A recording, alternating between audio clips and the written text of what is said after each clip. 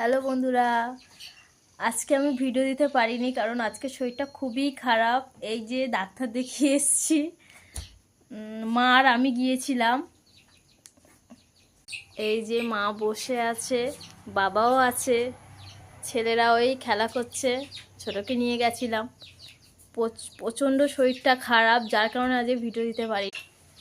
এই যে কি দুষ্টামি করছে, এইমাত্র এলাম। এই যে এটা আমার বড় ছেলে।